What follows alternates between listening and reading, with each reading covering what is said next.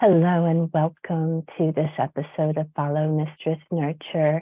I am your host, your guide, and your cheerleader on your cuckolding journey. And today we're going to talk about one of the specific fetishes or kinks that fall under the cuckolding umbrella.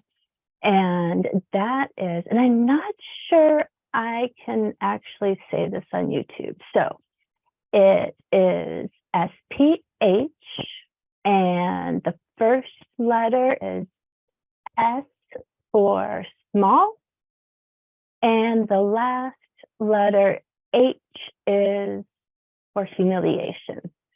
So SPH is what we're going to be talking about today. And if you would please, if this is a contribution to you and your world, subscribe, hit the notification buttons, and always leave me your feedback, questions, and thoughts in the comments. Thank you so much for doing that. So SPH, what is it, right? And it is the practice of using the biological deficits. Well, first, what I should say is that SPH isn't only for men who are small in that area. It is also something that, in comparison to the bull, the lover, making that comparison can be a very hot, humiliating experience for the cuck. And one of the questions a lot of people have about SPH is, why? What does the cuck get out of it, and what does the dom get out of it as well? And what the cuck gets out of it is varied from cuck to cuck. So this is not a blanket statement, but the emotional arousal that comes from being teased or humiliated about his size increases the erotic experience. Another part of it is that, and we do this throughout all forms of kink and BDSM, is that things that we have some pain or wounding around, we will transform it into play. And by doing that, we regain our own control, and we get to, it's almost like have a triumph over that particular issue or the person or persons that made that particular issue very painful for you in the past. And so SPH is pretty much that exact formula for a lot of the cuckolds who enjoy SPH play.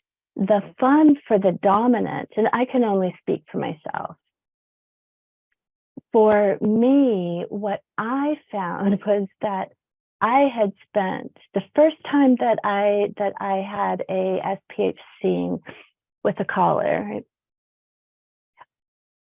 I had spent my entire adult life pretending that size doesn't matter.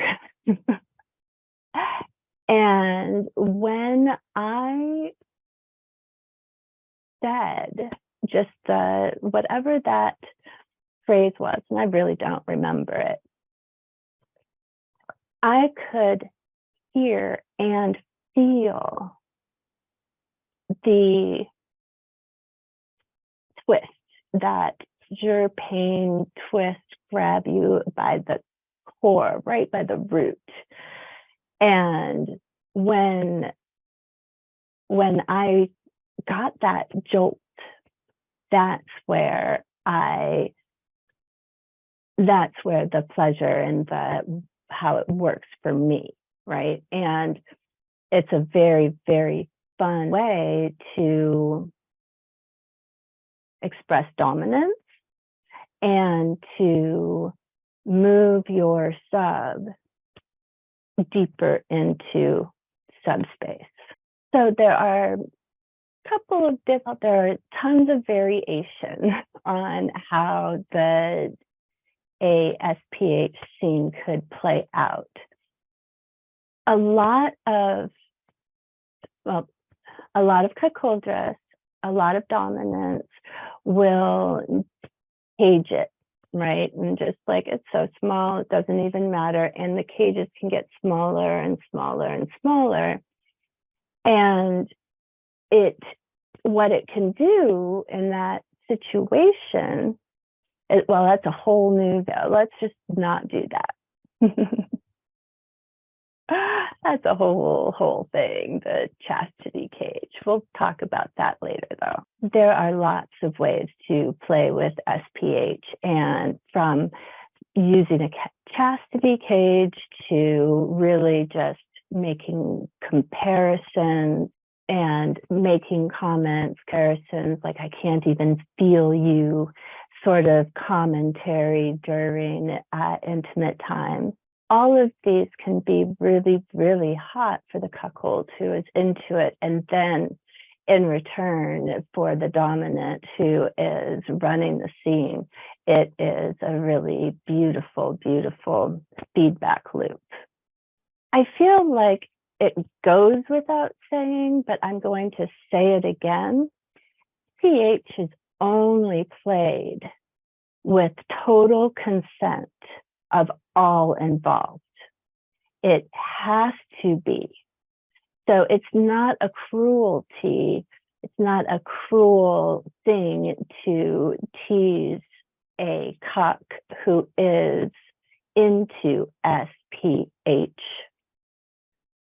But it would be cruel to make those types of comments to someone who has more pain around it, who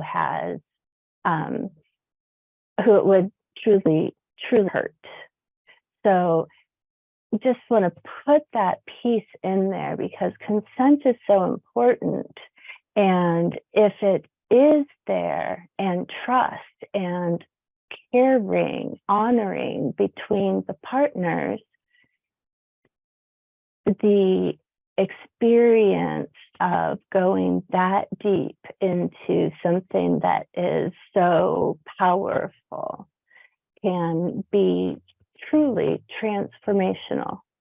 So I wanted to just for this one particular topic up, because it was on my mind. And I hope that this video has been a contribution to your world. I will talk to you soon. Until next time, take really good care. Bye.